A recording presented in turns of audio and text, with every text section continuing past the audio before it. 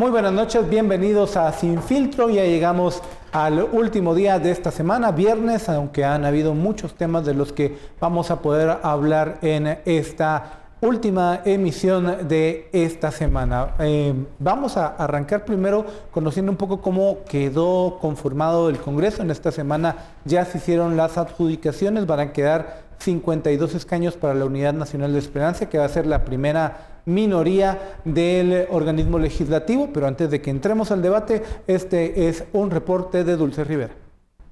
A casi un mes de las elecciones generales, el TSE adjudicó los cargos a diputados del Congreso de la República, que estará integrado por 160 personas. La bancada UNE será la fuerza más grande con 52 curules. Vamos será el segundo bloque con la representación de 17 diputados, mientras UCN quedó integrada como la tercera bancada mayoritaria con 12.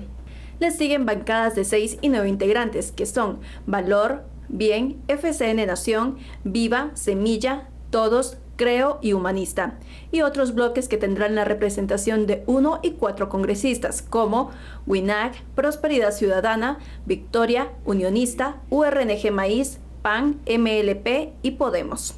De los 160 diputados, 50 fueron reelectos. El Pleno de Magistrados decidió no adjudicar el cargo a Mario Velázquez debido a que perdió la inmunidad, señalado de ser contratista del Estado. Sin embargo, el TSE permitirá que José Armando Ubico tome posesión pese a haber sido condenado en Estados Unidos por narcotráfico. Tomamos la decisión, y no solo en el caso de él, sino en todos, que solo cuando tengan una acción judicial que ha sido declarada con lugar, entonces se toma para no adjudicarle el cargo.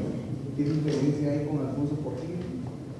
Por eso les digo, en este caso las diferencias no las voy a explicar ahorita, pero sí ese fue el criterio para todos los que están ahorita siendo adjudicados. Ahora solo hace falta que el TSE adjudique las diputaciones al Parlacén y que cada Junta Electoral Departamental notifique sobre las corporaciones municipales. Por una Guatemala en paz, Dulce Rivera y Juan Carlos Pérez. Bueno, arrancamos ya la discusión en Sin Filtro con el hashtag SF Balance Poderes. El organismo legislativo, veíamos en la nota, va a tener ya la distribución que vimos, y para hablar de este tema nos acompaña Estuardo Zapeta, nuestro analista de casa. Estuardo, muy buenas noches. Buenas noches. Y también nos acompaña Roberto Alejos, expresidente del Congreso. En este momento Roberto también hace mucho tema de análisis político. Buenas noches, Roberto. Buenas noches. ¿Qué tal? Comenzamos con con una pregunta de balance, ya con las 52 curules adjudicadas. ¿Qué estimaciones podemos comenzar a hacer de la 10ª legislatura, si no estoy mal? Roberto. Así es. Bueno, lo que se puede ver desde ya es el dominio de la UNE en el Congreso de la República, gane o pierda Sandra Torres la presidencia. No estoy diciendo que el dominio lo vaya a tener Sandra Torres, lo va a tener la UNE, porque vamos a experimentar una bancada bastante independiente, diría yo, de su secretaria general y candidata presidencial, los diputados que encabezaron la lista nacional y unos cuantos de distritos aquí cercanos, tienen un dominio total y mucha experiencia en el tema Congreso. Hoy, con doña Sandra en la presidencia o con Yamatei en la presidencia, el dominio va a estar en ellos, en quienes dirigen la bancada de la UNE, quienes la han dirigido en las últimas 2 legislaturas, y eso, pase lo que pase en la segunda vuelta, así va a ser. 52 diputados, les falta muy poco para llegar a los 80, diría yo que con unos cuantos UCN, que siempre ha sido un aliado de la UNE, digan lo que digan, por lo menos en las legislaturas anteriores, y un poco de otros partidos, va a ser fácil llegar a 80 diputados y dominar. Además, aunque no lleguen a 80, sin ellos no van a llegar los otros a los 80. ¿Estuardo? Yo creo que hay que ver el contexto. Hoy, por ejemplo, empezaron los fiscales a quejarse con relación a la adjudicación de los diputados. De hecho, esa es una nota que creo que el fin de semana va a continuar, porque los fiscales dijeron que no están de acuerdo con esa adjudicación. El tribunal, siendo supremo, entre comillas, ya adjudicó, y este es el orden y los números que se han adjudicado. Eso para mí es lo primero. ¿Te da la impresión de que va a haber alguna variación muy grande? Yo no creo, pero sí un poco de tensión en términos de los fiscales. Y conste que aquí también mucho se le fue a los fiscales.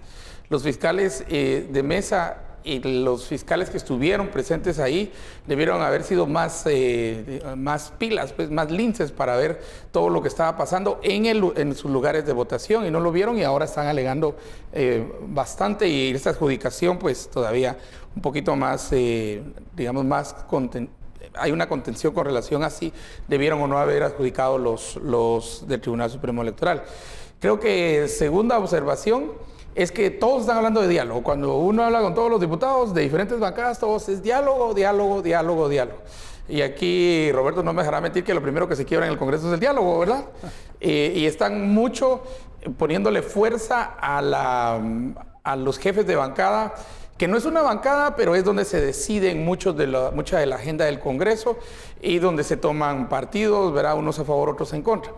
Y tercero, lo que no tiene la UNE es un partido que le hiciera, digamos, contrapeso, digamos, otro partido, digamos, de 35, 40 votos. Eso no tiene la UNE, porque el segundo más grande es Vamos, con 17.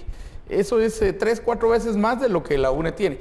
Vamos a ver si se da otra vez los niveles de transfugismo como se dieron en la legislación anterior, pero principalmente porque desapareció PP y desapareció Líder, y todos fueron a ver dónde se metían, parecían sillas musicales de esa cosa, y al final pararon muchos en FCN y bastantes también en UCN y algunos en la UNE. Creo que la UNE ya tenía listo qué es lo que iba a hacer.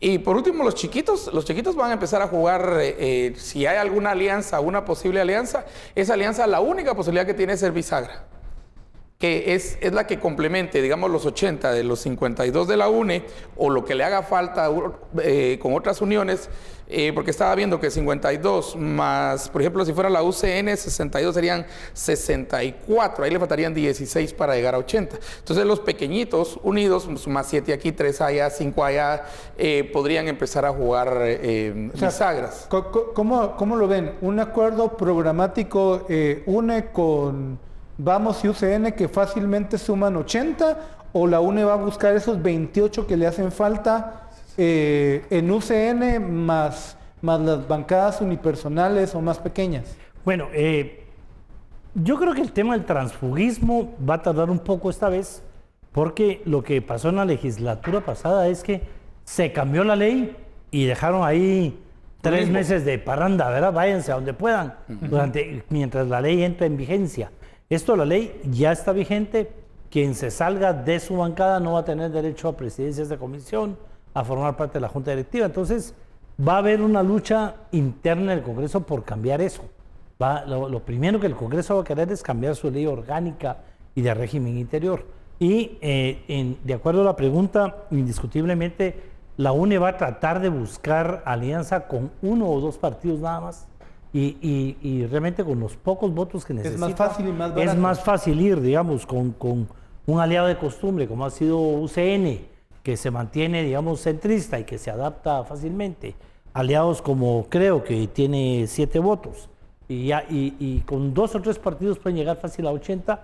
Ya sumar todos los pequeños es como asegurar ese colchón permanente, pero no basarse solo en los pequeños, porque basarse en los pequeños no les da la seguridad y la fuerza de tener 3 partidos. Y hay que decirlo, sube el precio del voto también. Claro. Ajá. El precio del voto sube, o sea, tiene que dar más. Cualquier cosa que dé, tiene que dar más, y entonces cada voto se empieza a convertir en demasiado costoso. Hubo la queja de un expresidente que decía que prefería mejor pagarle 350,000 a todos, ¿verdad?, que estar negociando con los puchitos ahí, con los jefes de bancada y todo eso. Pero no solamente es dinero, ahí hay, necesito que pase esta ley, ¿verdad? Entonces, y hay que negociar como con 20 gentes. En realidad es mejor, es más, por economía legislativa, es mejor negociar para la UNE, que no la tiene fácil, no la tiene fácil la UNE, negociar con grupos más fuertes o grupos más grandes. ¿O qué tal si empiezan a hacer también alianzas? Yo lo veo difícil, no imposible, pero sí es posible que que Philippe Chicola les llamó enanos aquí, podrían... Ofendió a varios con eso. Todos ofendidos, ¿verdad? Pero bueno, péguenle a Philippe, no a mí. Ya es asunto de Philippe, no nuestro. Nosotros no nos... Pero digamos que... Sumados. Miren, la meta es 80 para algunas leyes, porque otras es mayoría calificada, van a ser 105 votos, eso no varió. Y ahora sí tenemos los 80, mitad de 160. Los dos que se agregaron era uno de Lista Nacional y otro del Progreso, ¿verdad? Que tenía un diputado, ahora son dos. Y el juego va a ser entonces qué fuerza agarre. Yo vería que muchos sí buscarían, y otra vez, eso sí depende de quién, digamos, si gana o no gana la candidata Sandra Torres la presidencia, pero muchos sí buscarían alianza con la UNE una vez gane ella. Porque les conviene más en términos aún de alcaldes, aún de diputados, tener cierta alianza con el representante más fuerte del partido de gobierno si gana Sandra Torres, y la veo más difícil para Vamos, solo con 17 diputados, tiene muy poco que negociar. O sea, tiene muy poco que dar, pues. Y si está en la presidencia, veo más difícil que se le unan otros diputados a lo que la UNE ya demostró que puede hacer. Entonces, ahí es donde yo siento que los enanos, y uso la palabra enanos, van a empezar a buscar esta posibilidad, pero tal vez alianza, tal vez en mi más remota idea la alianza la veo posible. Pero como es intereses, entonces cada vez va a haber quién, digamos, sus intereses están siendo fuertes. Pero lo que sí es cierto es que un voto es un voto, claro, y cuenta, y no debería de despreciarse ningún voto, porque la UNE puede ser muy poderosa y todo, pero si tiene 79, no pasa, pues. O sea, necesita un voto de cualquiera. No había hecho esa observación, serán 81 de aquí en adelante, ya no 80. Okay. Es la mitad más porque uno. Es la mitad más uno. ¿Verdad? Y entonces, como ahora aumentaron dos, le aumentaron un diputado, le aumentamos ahí, un diputado del Departamento del Progreso que solo tenía uno y uno automáticamente se aumentó uno en la lista nacional. Entonces de 160, mitad más uno serán 81 votos los que se necesitan. Y necesitamos 106 entonces para mayoría calificada. 106 tendría que ser la mayoría calificada. Sí, porque ahí aumenta uno. ¿Verdad? Porque es la... Y eso permite pasar... Buen punto, ya no es 80, es 81. Ahora es 81. Yo quisiera que platicara mucho sobre lo que está hablando Estuardo, que es el tema, realmente lo que sucede en el Congreso.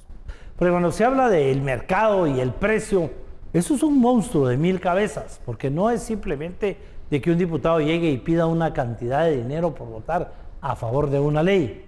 Acuérdense que ya con Sandra Torres observamos, y yo estuve ahí, una alianza a futuro. Se hizo desde el segundo año una alianza de cara a las próximas elecciones. ¿Para qué vamos a mentir? Eso me ayudó muchísimo a trabajar en el Congreso de la República, porque ya estaban pensando no en el momento, sino en esa alianza que se iba a dar de UCN, Gana, en aquel entonces con FRG, y muy aliados. Normalmente vimos que los dos fueron a visitar al alcalde electo, esa alianza con la capital que siempre se da por razones presupuestarias, no necesariamente por decisión del diputado. Es bien complejo el tema en el Congreso, pero todo está basado en intereses. En el caso de la UCN, la negociación se daba con Mario Estrada, quien va a tomar ahora el mando en ese sentido, y era una negociación sencilla. Mario Estrada tenía la gobernación departamental con el partido que ganaba de Jalapa, y eso era suficiente para que toda la bancada tuviera que votar dentro de un plan del gobierno de turno, dentro de esa alianza de la que habla Estuardo. Entonces es bien difícil, y por eso es necesario que el tema de la negociación en el Congreso de la República se convierte en un tema de todo un poquito, ¿verdad?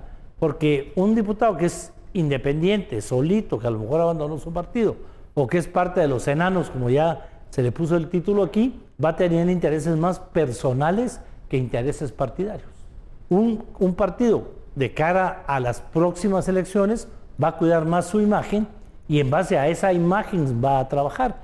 Hay quienes lo que piden son plazas, hay quienes lo que piden son puestos públicos. Sí, no hay quienes solamente se tiran dinero, por es ministerios, correcto. o sea, de todo, ¿verdad? O apoyo de todo a una normativa tema, local, ¿verdad?, de desarrollo para el departamento o para el municipio que sería está lo más decente posible. Sí, que esa es la lógica de llegar al Congreso, Roberto. No es la lógica, es precisamente ir a pelear por mi comunidad, por mi departamento.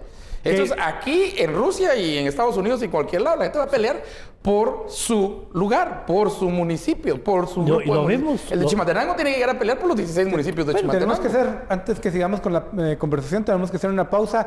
SF, balance de poderes aquí en Sin Filtro.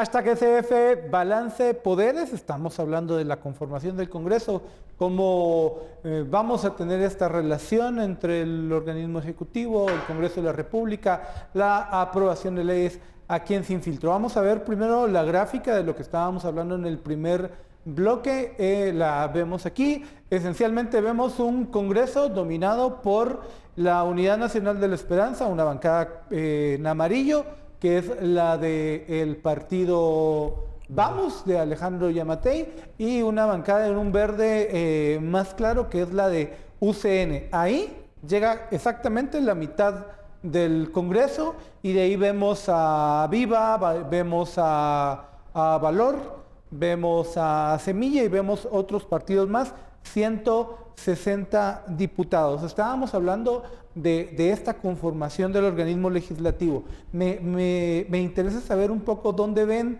los liderazgos en este Congreso de la República. Ya Roberto planteaba el hecho de que la UNE per se no necesariamente va a ser la bancada de Sandra Torres. Ahí hay un nivel de interrelación que Roberto conoce, entiendo yo, con mucho mayor detalle que nosotros. ¿Quién es más grande? ¿Están al mismo nivel Sandra Torres y su ejecutivo con esta bancada? ¿Cómo va a ser la cosa ahí? Digamos, ya podemos asegurar que la primer negociación, la primer batalla, ese primer balance de poderes se da a lo interno de cada bancada. Yo ahorita ya veo a las bancadas reunidas decidiendo quién va a ser el jefe de bloque, quién va a ser subjefe de bloque, haciendo numeritos para ver cuántas comisiones me tocan, quién va a presidir estas comisiones. Es decir, que esa primera negociación y esa primera guerra, esa lucha por el poder se da a lo interno de cada partido y de cada bancada. La decisión primero de si el secretario general del partido, el comité ejecutivo del partido, va a tener dominio sobre la bancada. El comité ejecutivo va a tomar decisiones políticas de cómo la bancada se conduce, o va a ser la bancada per se la que va a tener su propio poder, su propia forma de trabajar, y están ya en esa discusión de quién va a presidir, si van a querer ir a la junta directiva, que se mueren por estar en junta directiva, si se van a volver de oposición, si van a ser aliados. Esa lucha la tienen antes de llegar a las negociaciones que van a llegar ya en el hemiciclo. Ahorita las negociaciones de cada uno serán con los alcaldes para la segunda vuelta en la búsqueda de votos, pero a lo interno, esa lucha interna, esa lucha realmente fuerte por quién va a manejar la bancada, se vuelve a veces muchísimo más fuerte que la lucha después de la bancada con el gobierno de turno, ¿verdad? Muy fuerte. Estuardo, y a esto agrego un elemento extra. Estos partidos, supongo yo, yo no sé si más tarde que temprano, van a entrar a una disputa, por lo menos los dos partidos con mayores minorías, valga la ironía, para ver quién va a ser su candidato presidencial pensando en 2024. La UNE me suena más grande pero en Vamos lo vamos a ver también, porque estamos hablando de candidatos que ya tienen 3 competencias encima. ¿Cómo lo ves? Mira, yo creo que esa discusión ya está. Recuérdense que la campaña empieza a las 12 de la noche el día de las elecciones, la siguiente campaña, ¿verdad? La de 2023. Celebren, pierdan o ganen, van a la siguiente, porque todo el mundo está pensando en las consideraciones del de las próximas elecciones. Pero esa consideración tiene sus bemoles, porque tiene una ley de partidos políticos, una ley electoral de partidos políticos muy diferente, rara a propósito, que posiblemente con los cambios que haya en el Tribunal Supremo Electoral, en los cambios que habrá de magistrados y todo lo que vamos a tener ahorita en comisiones de postulación, y luego los cambios que vienen, posiblemente sea otra lectura, porque si algo lee uno en lo que ha sacado el Tribunal Supremo Electoral y el registrador de ciudadanos, es que sí son claros en decir que esa es su interpretación de la norma, y que lo están haciendo desde el puesto y el poder que les da el puesto que tienen, pero con aquella idea de puede venir alguien e interpretar de otra manera. Eso es uno. Dos, yo sí entiendo y yo sí comparto la idea que preguntabas quién le debe a quién. Aquí creo que es Sandra Torres quien le debe a la bancada UNE, no al revés. Y de ahí para mí que la bancada en realidad termina siendo más poderosa y mucho ojo con el legislativo más que el ejecutivo. Y recordar que aún este año hay decisiones muy fuertes. Para quien quiera que vaya a ganar la segunda vuelta el 11 de agosto, hay decisiones muy fuertes. Todavía queda, por ejemplo, el presupuesto. Todavía quedan, y todos los cambios que yo siempre he dicho no hemos visto, porque nos entretuvimos ahí con que si va Telma, no va Telma, si va Suri, no va Suri, si no sé quién y no sé cuántos, si la sí y todo eso, que no vimos que lo principal, más allá de todo esto, son las comisiones de postulación, son los magistrados. El cambio de magistrados, son las, mira, 260 jueces que vamos a de apelaciones que vamos a estar cambiando, y eso lo decide todavía este Congreso, y ahí es donde creo que va a empezar también una batalla. Y tercero, sí, la Junta Directiva es importante, pero creo que hemos visto poco a poco cómo las comisiones, Roberto, se han convertido en feudos, en mini feudos literalmente, y que a veces la misma Junta Directiva del Congreso puede muy poco con las comisiones. A veces se le van de las manos, además son un montón, 47 por ahí, hay permanentes y hay temporales y ya se hacen nuevas comisiones y empieza todo ese juego. Todos sí quieren comisiones, hay ciertas prebendas de estar, digamos, a una comisión. Es correcto que el transfugismo va a tener, por lo menos va a ser frenado a partir que si se van a otro partido o se declaran independientes, no tienen derecho a comisión, no pueden estar en la Junta Directiva, no pueden representar al Congreso y además no tienen derecho a reelección en las próximas elecciones, en 2023. Entonces, sí va a haber, pero eso es lo que genera más tensión interna entre los partidos, porque hay mucho que se tiene que repartir y todo.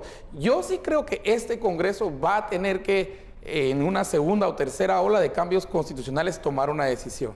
Pero esa ley de transfugismo que tenemos genera diputados de primera clase, diputados de segunda y ahora generó diputados de tercera, pues, ¿verdad? Porque no solamente... Diputados que orgánicamente van a ser independientes, pero que van a estar dentro de un partido. Y que tienen un voto a la hora de decisión, ¿verdad? Tienen su voto a la hora del presupuesto, tienen voto a la hora de grandes leyes, sí, hay cambios. Tienen un voto, por ejemplo, a la hora de decidir, no sé, el reglamento del convenios internacionales, que van a tener en cierto momento, el Congreso va a tener que tomar una decisión también en relación a lo que va a firmar Jimmy en nombre del Estado, yendo a Estados Unidos. Pues, o sea, el Congreso tiene un rol mucho más grande del que hemos creído.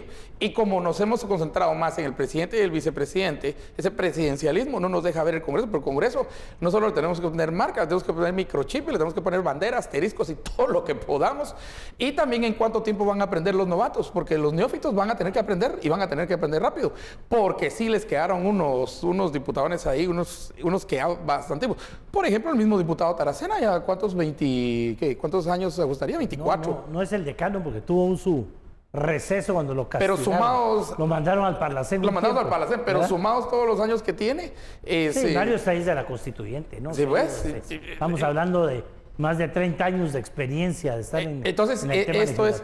Y ¿verdad? la mayor experiencia, y que lo escuchen todas las otras bancadas, nos guste o no nos guste, la mayor experiencia, o lo más mañoso, pues, digámoslo en buen chapín, lo tiene la UNE. ¿Qué va a hacer que se mueva? Hablamos de cuántos diputados se reeligieron, ¿verdad? La UNE reeligió alrededor de los... ¿Cuántos de los la 52 la mayoría. Tenía 30 Solo para hacer 34 tiene ahorita. En lista nacional de los que se reeligieron, y ahí tal vez me ayuda Roberto. Orlando Blanco reelecto. Pero tiene 20, ¿cuántos reelectos la UNE? 20... Más o menos. 20 y pico de 29. La mitad, casi 24, la mitad de los diputados de ellos son reelectos. Casi el 80% de los diputados que actualmente están en la UNE se reeligieron. Sí. O sea que no solo es la bancada más grande, sino la bancada con más experiencia, que en este caso significa la que conoce más las mañas del Congreso. Entonces a estos 110 diputados, si les podemos dar un consejo gratuito, aquí se tienen que formar y capacitar muchísimo. Y rápido. Pero ya, o sea, tienen la ventaja que no se ha tenido otros años, que tienen meses para llegar al 14 de enero, pero ya lo deben estar viendo a lo interno de sus bancadas. El 1 o 2 con experiencia en cada bancada ya se los está comiendo, queriendo ser el presidente, el jefe de bloque, subjefe, hablando ya sabe cuántas comisiones le tocan, normalmente la bancada más grande escoge finanzas, la comisión de comunicaciones. Hay bancadas que no sirven de nada, pero tiene 3 asesores, tiene oficina, tiene secretaria. Los que no tienen comisión no tienen nada. Y desde Todo una ese posición tipo de poder, eso no lo saben los ¿qué bancos, comisiones ¿verdad? son negociables y cuáles definitivamente la UNE no va a entregar? Digamos, cuando negociábamos porque queríamos negociar, pues digamos, y queríamos este método de que la bancada más grande escogía primero. Hoy se llevó a la ley y entonces en la ley está así, la bancada más grande escoge primero e indiscutiblemente va a escoger la Comisión de Finanzas. La segunda bancada más grande escoge después, pero ya eso es producto de la negociación, porque difícilmente la UNE va a querer soltar la Comisión de Comunicaciones, por ejemplo, y entonces le va a decir, mira, te doy estas 2 que son regulares, pero en la segunda vuelta que me toca escoger también quiero la de comunicaciones. Es decir, ahí no hay nada que no entre en negociación. Oficinas, el personal, las plazas, bueno, ya ahorita hay muchos que creen, y yo me incluyo, que todo esto que estamos haciendo de estar peleando con el Tribunal Supremo Electoral, que don Jimmy se va a hablar de unos aviones que no podía comprar, y estoy seguro que sabía que no podía comprarlos, pero todos nos estamos desviando de algo que ya dijo Estuardo. Aquí este Congreso todavía tiene 6 meses, y 6 meses donde 110 ya se van y tienen que escoger de inmediato, ¿verdad?, dentro de las comisiones de postulación a las próximas cortes, que son las que los pueden liberar de la cárcel a muchos de ellos. Este tema es sumamente importante dentro de ese tema. Tienen que dejar ya todo encaminado. Hay puestos que nadie le pone atención, los relatores contra la tortura, que también son puestos importantísimos, tienen que ser electos en los próximos días y nadie le está poniendo atención a ese proceso. Hay leyes que no se aprobaron cuando se creó el nombre de Pacto de Corruptos y están por aprobarse y que podrían aprobarse en los próximos 6 meses. Y entonces tenemos que prestarle todavía mucha atención a este Congreso y sobre todo a ver qué queda todavía que este Congreso apruebe, qué se puede parar para evitar que este Congreso no lo haga y sea el próximo. Pero si ese próximo va a ser un Congreso dominado por los que sí se reeligieron, porque los nuevos no han aprendido esa parte que no está en ningún libro, que no se las va a enseñar nadie porque el que se las enseñe está entregando sus secretos, ¿verdad? Y esos secretos son los que le dan poder. Y cuando ellos aprenden cómo es el tema, ya pasaron unos 4 años. Entonces, ¿cuánto de lo que se pudiera elegir ahorita se puede pasar al próximo Congreso? ¿Qué tanto nos conviene que no lo elige ese Congreso, sino que sea el próximo? ¿Qué tan bueno va a ser ese Congreso comparado con el que tenemos? Esa es la pregunta del millón, porque realmente va a costar, digamos, ver que este es un Congreso que no ha sido del todo bueno, que ha sido sumamente criticado, pero que al final no logró pasar tampoco las leyes malas de las que tuvimos miedo que pasara. Al final fue un Congreso que no aprobó mucho. Es un ¿verdad? Congreso que no caminó. Que no caminó, que digamos tomó como una estrategia estancar el Congreso y detenerlo. Pero el que viene, ¿cuál es la agenda? Y empieza por una autodefinición de cada partido. Yo me voy a convertir en aliado del gobierno, me voy a convertir en oposición del gobierno, me voy a mantener totalmente aparte porque yo quiero ganar las próximas elecciones. Vamos a ir a elecciones con el candidato que jugamos. Ya Farchi dijo que se queda a vivir en Guatemala, no se regresa a Israel porque va a volver a jugar. Va a jugar con Viva. ¿Con quién va a jugar? Pues, ¿cuál es el papel de alguien que ya quiere alcanzar la presidencia? No puede ser ni aliado ni oposición tan fácilmente como era antes. Tiene que tener un papel muy especial. ¿Quiénes van a ir en esa reelección? ¿Van a ir con el mismo partido? Eso va a tener mucho que ver esa decisión de cómo se comporte la bancada y cómo se mantengan los balances. Tenemos que hacer un corte. SF Balance Poderes aquí en Sin Filtro. Seguimos hablando cuando regresemos.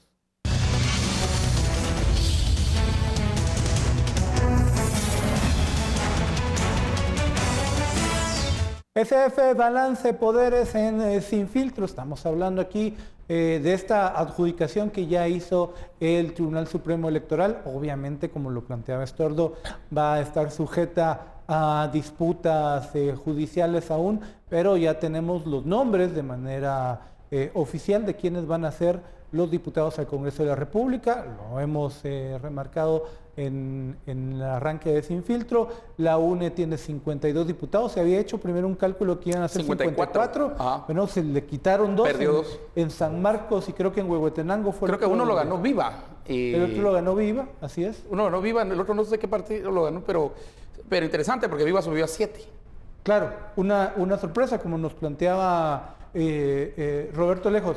Estuardo, ¿cómo vislumbras este tema de la interrelación que ya lo estábamos hablando desde el arranque? Una UNE fortalecida, pero hemos hablado poco de Vamos. ¿Le aplica a Vamos lo mismo que a UNE, que si gana Sandra Torres o pierde Sandra Torres, la UNE tiene un papel protagónico? ¿Cómo queda Vamos en este sentido? Yo creo que Vamos está en una situación más difícil. Y te voy a decir por qué. Porque no tiene muchos diputados, tampoco tiene muchos alcaldes. Y no se le están uniendo muchos alcaldes. Ese no es el patrón que hemos estado viendo esta semana. Tal vez varíe de aquí al 10 de agosto, ¿verdad? ¿Cuándo cierra la campaña? El 9 de agosto. El 9 de agosto, mediodía. 9 de agosto, mediodía cierra, y las elecciones son el 11. Así es. Pero aún eso lo pueden voltear y lo pueden convertir en una fortaleza. Yo, como todos están hablando del diálogo, que se viene por el diálogo, el consenso y todo eso, básicamente lo que están diciendo es negociación. Y aquí yo creo que los partidos, la mejor opción que tienen hasta este momento es irse tema por tema. En este tema va a ser esta opción, va a ser sí, en este tema va a ser no, en este tema lo dejamos a la libre, que es raro que dejen algo a la libre, ¿verdad? Pero hay veces en las que unos votan de una forma y otros votan de otra forma. Y otra vez, lo de transfugismo, no me salgo del partido porque quiero primero tener la posibilidad de reelegir, quiero participar en comisión, quiero estar en junta directiva, quiero esto y quiero lo otro, pero me quedo peleando dentro del partido. Eso es de lo que precisamente se tienen que vacunar todos los partidos, incluida la UNE. Porque hay ciertas joyitas ahí que fueron reelectas y que para todos los partidos algunas joyitas representan un peso enorme. Por ejemplo, para UCN, ¿verdad? El hecho que tenga a mamá, a bebé y a la beba, a los tres juntos de Huehuetenango en el mismo Hablamos partido. de Sofía Hernández y Carla Martínez y el hijo de Sofía. Y el hijo, Hernández. sí, pues entonces están los tres ahí en el mismo partido. Eso se miraría como un matriarcado, pero al mismo tiempo le va a generar tensión, le puede generar tensión al mismo partido. O, por ejemplo, Ubico, pues, verá que he hecho precisamente, hoy Prensa Libre lleva un pequeño recuadro ahí del caso de Ubico. Lo que sí fue claro, el Tribunal Supremo Electoral, y gracias por la claridad en ese caso, de las pocas veces que fueron claros, es que pueden adjudicar o han dicho adjudicación en este momento, pero que tome posesión es sí y solo sí ha resuelto problemas. Y si de aquí en los siguientes 6 meses le salen clavos, va a tener que resolverlos antes de siquiera tomar posesión. Entonces aquí hay un corrimiento. Aquí lo que se estila es que hay un corrimiento de que el que viene atrás es el que... El partido mantiene... Se dio en la legislatura pasada, hubo 4 o 5 diputados de corrimiento que ya no tomaron posesión. Jaime Martínez ya no tomó posesión, por ejemplo, hubo varios diputados que ya no tomaron posesión. Y el siguiente fue el que entró. En el camino, entonces es el que viene. Y no necesariamente del partido, sino el siguiente después de la fórmula de Hunt. ¿Verá? El siguiente después de fórmula, el que entra. No, es el siguiente del partido. Es el siguiente del partido el que viene. Que en el caso de Ubico y de otros, pues vienen, normalmente cuando tienen dudas si se va a quedar o no, entonces ponen al hermano o a la mamá o alguien, que es lo que hemos visto, que vienen todos atrás para asegurarse que sea alguien. Y en el caso que ese era el caso de UCN y la Sagrada Familia. Ajá. Que entró completa, ¿verdad? Entró completa. Nosotros tenemos una Sagrada Familia en el Congreso. Pero aquí sí, lo que vamos a ver es que, entiendo yo, no me iría por decir totalmente un partido político, vamos a hacer oposición. O vamos a estar, aquí, o se van a pegar a la UNE. Porque aquí las opciones esas serían muy, muy blanco-negro. Yo creo que tienen que ir tema por tema. No sé, y hasta ya empezarían. Ahorita porque ya empieza, ya está lo del presupuesto. Mientras estamos hablando, estamos viendo también las imágenes del listado. Por partido y número de candidatos. Así es. Y número que ganaron y que ahora ya fueron adjudicados, ¿verdad? Quería preguntar algo. ¿Dónde van a estar los liderazgos en Vamos y en UCN, que son las segunda y tercera minoría? ¿Dónde se vislumbra? Ya Estuardo hablaba de Sofía Hernández, ¿es ella el rostro de UCN? ¿Va a haber alguien distinto? Mario Estrada Jr. va a manejar la bancada desde afuera. ¿Va a haber un divorcio entre el partido y los liderazgos locales? ¿Cómo lo analizas, Roberto? Bueno, primero hay que recordarnos que UCN no ha sido una bancada con un liderazgo individual. Ha estado siempre dirigida por Mario. Ahora no está Mario para dirigirla. Eso no quiere decir que no la pueda dirigir de lejos, ¿verdad? Y va a tener mucho que ver con qué va a pasar. Pero es más difícil, Roberto. Con UCN. Claro que es mucho más difícil. Su forma de comunicación ¿verdad? desde la forma cárcel de no es... comunicación y todo va a depender de cuál sea su futuro y cuál sea su tema. Pero no vemos en UCN, porque digamos el caso de Sofía, que es probablemente la que tiene más experiencia, no jugó un papel anterior de una negociadora, de alguien que jugara que tenga la experiencia hoy para dirigir una bancada, que es probablemente el problema más grande que va a tener Vamos. No veo en Vamos de los 17 una sola persona que pueda decir que conoce el Congreso de la República por dentro, que sabe cómo se maneja el tema, y en el momento que se vuelvan partido de gobierno, ¿verdad? ¿Quién va a tomar las decisiones? ¿Qué va a decidir? Vamos a tener otra vez el problema del Ejecutivo teniendo que sentarse con el Legislativo, porque no tiene en el Legislativo quien los represente de alguna manera. Hay algunos que probablemente aprendieron, como Napo Rojas Hijo, que está en UCN, que podría tener algo, pero no los dejaron a ellos adquirir experiencia en esta legislatura como para poder ponerla en práctica ahorita. Lo que sí tiene, vuelvo a decir, la UNE. La UNE no importa si Sandra gana o no gana, ahí hay diputados que van a tomar la dirección del Congreso y van a estar queriendo dirigir el Congreso y tomando el rumbo del Congreso. Yo he escuchado a algunos diputados de la UNE que casualmente han estado ahí cerca de algún alcalde, le dice, venga ese alcalde, de todos modos nosotros vamos a decidir su presupuesto, nosotros le podemos dar sus obras, aunque no ganemos la presidencia, trabajen con nosotros. Es decir, ya empezando a conocer ellos que saben ese eje y manejan el Congreso, ¿qué pueden darle desde el Congreso? Hay temas impresionantes como citar a un ministro, ponerlo contra la pared, y aunque el ministro lleve una actividad limpia, siempre va a haber una colita, un miedo o algo que el ministro pare cediendo, y entonces tienen control sobre los ministerios, inclusive los diputados, sobre los magistrados por la forma en los que eligieron. Vimos a ese Congreso amenazar a la Corte con disolverla.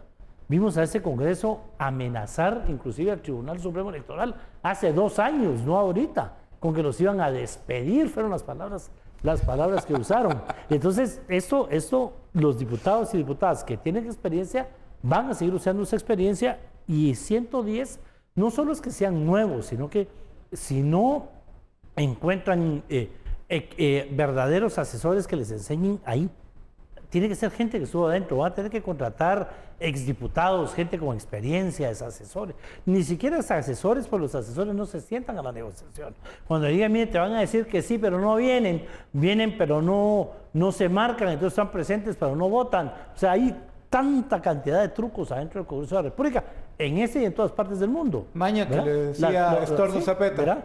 Digamos, en buen chapín se llaman mañas, ¿verdad? Tácticas legislativas, o sea, es la palabra técnica, diferentes técnicas, ¿verdad? Pero se han dado siempre. Esto que lo cita alguien que estuvo en el Congreso y fue presidente, ¿verdad? En la Asamblea Nacional Constituyente, cuando no llegamos a acuerdos, ¿verdad? 23 añitos, ¿verdad? Mi papel era ir a bajar el flipón para que se fuera la luz y se acabara la sesión, porque no llegamos a acuerdo. Pero no hay problema, porque ahí están los de Codeca, ya tienen un diputado, entonces ellos van a ir a la van a conectar rápido. Van a hacer el diablito para hacer... Pero digamos, a ese nivel de parar la sesión, ya te bajando el flipón, ¿verdad? Porque no hay acuerdos, por decirlo de alguna manera, ¿verdad? O sea, 101 trucos, ¿verdad? Arriba, antes de sentarse a una técnica de verdadera negociación. Pero se van a sentar a negociar que si no conocen qué es lo que se negocia ahí adentro. Y entonces va a haber una negociación donde les van a dar algo que realmente no les sirve para sus objetivos y sus fines, que probablemente sea ganar la presidencia, crecer como partido, crecer en imagen. Nuevos, y hay que estar claros, ¿verdad? Que a los nuevos es fácil engañarlos y sembrarles temor. Claro. Y les van a jugar el temor, el terror, les van a jugar, jugamos al escondite. Entonces, por un ejemplo, se van a esconder y todo el mundo se va y se quedan escondidos. Según ellos Y se están quedan jugando. escondidos todo el día, Según los demás se los fueron a nuevos son pasarla. los que dan risa, ¿verdad? Los nuevos. Dipuquits en realidad no tenemos este año, ¿o sí tenemos? Samuel Pérez, Sí, el secretario general de Semilla, anda en el rango de Dipuquit. La hija de Marvin Orellana por UCN de Alta Verapaz. Hay un par. Sí, no. Todavía O sea, no, creo que todavía no los hemos reseñado, pero sí hay. No, sí hay bastantes, mucha juventud. diputados y diputadas jóvenes. Ya te digo porque son ¿verdad? los que más cuidado, son los que más cuidado deben tener. Y Sí. tienen los que tienen que entrar a sus uñitas y sus colmillitos todavía están muy tiernos, son de leche, ¿verdad? Entonces ellos sí tienen que entrar con lima a afilarse y a los colmillos, porque si no 3 vueltas les dan ahí, hombre. Si Ya uno los- ha visto cómo Ya los tienen entretenidos con el tema de las oficinas y el personal y qué te toca y qué no te toca. Hay hasta bromas como de primer año de ingreso a la universidad, cuando entra el catedrático a bromear con el montón de libros y al final ninguno de esos libros le va a servir en el curso. ¿Verdad? Ya los tienen en ese juego y creyendo que ahí está el verdadero poder, cuando realmente un diputado puede estar totalmente solo, sin oficina, sin asesores, sin secretaria. Y ser excelente convertirse en el que maneja el Congreso de la República. En el Congreso famoso de los depurables, acuérdense ustedes, Chinchilla Vega era un solo diputado de un solo partido y él mandaba a todo el Congreso. Él era el encargado de negociar con el Ejecutivo en aquel entonces, que era Jorge Serrano. ¿Y verdad? ¿Por qué? Porque tenía toda la experiencia del mundo, había tenido todo el poder, tenía la presión y por supuesto el respeto, por no decir miedo, a los demás diputados, que permitían que manejara y negociara en nombre casi de todo el Congreso. Ok, esto me da paso a preguntar respecto de la operación política, que no necesariamente tiene que ver con los jefes de bancada o quien vaya a asumir el liderazgo dentro de las bancadas. Correcto. En los partidos. Tanto con Sandra Torres como con Alejandro Yamatei, ¿visualizan ya operadores? Bueno, esta pregunta me la responde después de que vengamos del corte, pero la duda era, ¿visualizan ustedes ya operadores políticos en ambas candidaturas presidenciales cuando asuman la presidencia?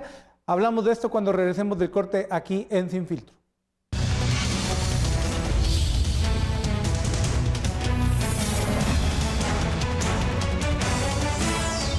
Bueno, seguimos aquí en Sin Filtro, hashtag SF Balance Poderes. Se ha ido bastante rápido la noche de este viernes, Es un tema hablando de este tema que resulta apasionante. Es un ajedrez todavía que estamos vislumbrando. Preguntaba sobre la operación política del presidente Alejandro Yamatei o de la presidenta Sandra Torres de cara al Congreso, que han habido gobiernos en los que han tenido algunas gestiones regularmente eficientes, pero que su gestión política ha sido mala o que ha carecido de operadores políticos. ¿Dónde visualizamos esos operadores en estas dos candidaturas? Yo creo que tenemos que entender primero y poner un ejemplo.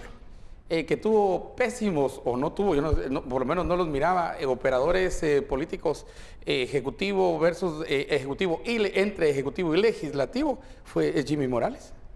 Ha sido uno de los peores, no sé quiénes son los operadores, o no se sabe quiénes son los operadores políticos. Y que ese Miren, espacio vacío, perdón, lo llenó al final de cuentas Álvaro Arzú.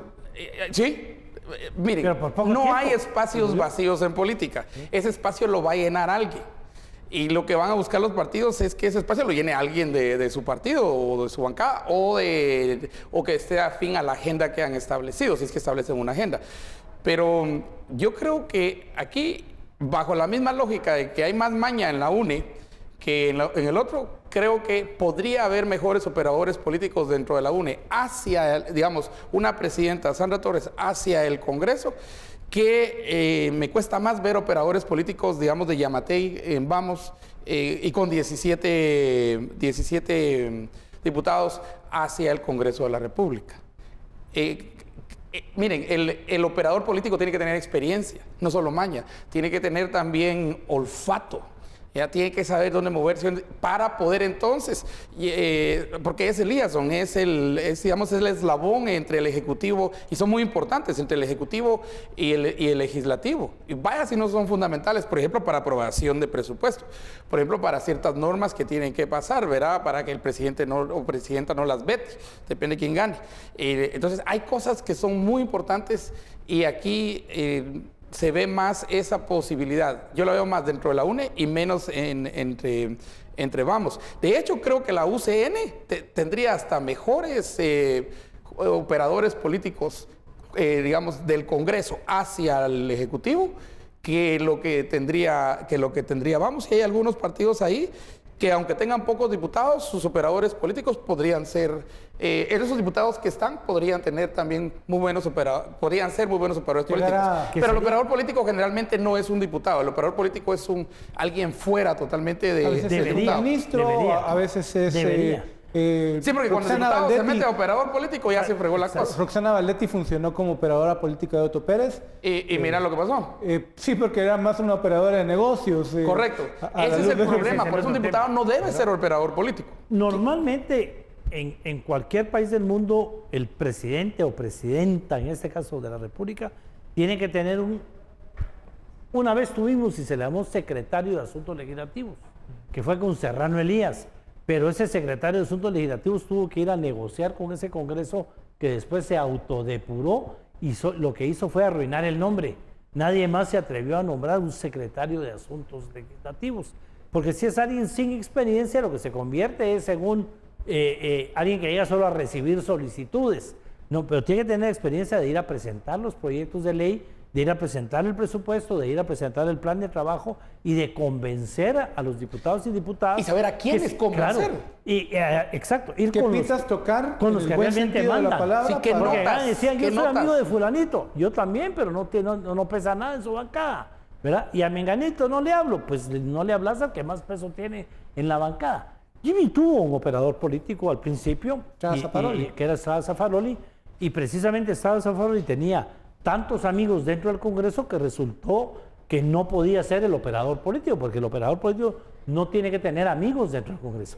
Tiene que ser muy neutral, muy técnico, que sepa explicar qué es lo que el Ejecutivo necesita y sepa explicar por qué le conviene aprobarlo a cada una de las bancadas, cómo cada bancada le puede sacar el jugo político a esa iniciativa de ley o cómo puede perder si no vota a favor de la iniciativa de ley y no una entrada de qué querés a cambio de esto, porque ese mercado no lo aguanta nadie, no alcanza el presupuesto, no alcanzan las plazas, no alcanzan las solicitudes, no alcanza si lo que hacemos es recibir esa carta a Santa Claus.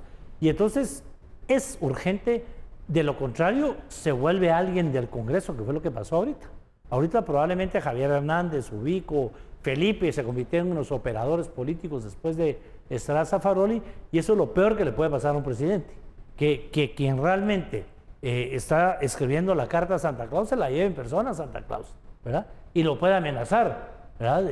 Le meto fuego a la chimenea y no te dejo entrar a mi casa si no me llevas este regalo que te estoy pidiendo. La carta tiene que llegar por otro medio y con las explicaciones si se portó bien o si se portó mal, si se ganó o no se ganó el regalito de Navidad, pero no precisamente a base de chantajes, que es lo que sucede. Por eso no puede ser un diputado. Ese es peligrosísimo y si no lo encuentran en el caso de la UNE, van a ser los diputados los operadores políticos y van a poner en aprietos a cualquiera que gane la elección. Pero eso jugaría contra la UNE misma. Claro. Y contra los objetivos que tiene de continuidad, jugaría contra eso. Y yo creo que puede haber mucha ambición, pero creo que los diputados, aunque sea un partido de un diputado, tiene que estar claro cuáles son sus intereses y cuál es su ambición y todo. Sí, no hay problema con los intereses. Yo creo que si el interés es, por ejemplo, los diputados de Chimaltenango, que Chimaltenango esté mejor y lograr mejores cosas para Chimaltenango, para eso se eligieron.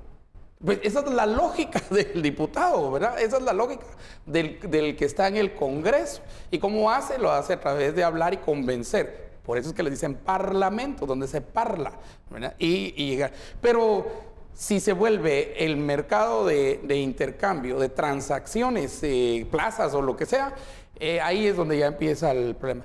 No tiene que ser el Congreso, pero sí tiene que conocer el Congreso muy bien. Totalmente. Tiene que tener un mapa pero de stakeholders, que ese mapa varía todos los días. Pues si no cada semana, pues hágalo por semana. Tiene que estar claro en cómo se van moviendo los intereses también dentro del Congreso. Y tiene que conocer el timing, en qué momento ir digamos, en un momento débil, digamos, del Congreso. ¡Fum! Y llegar y empezar a convencer de por qué eso es lo mejor. Saber y estar claro para quién trabaja. Lo mismo no solamente en el Ejecutivo, también tendría que haber una secretaría hacia el judicial. judicial es fundamental. Y eso es lo que establece el balance de la República, esos tres poderes.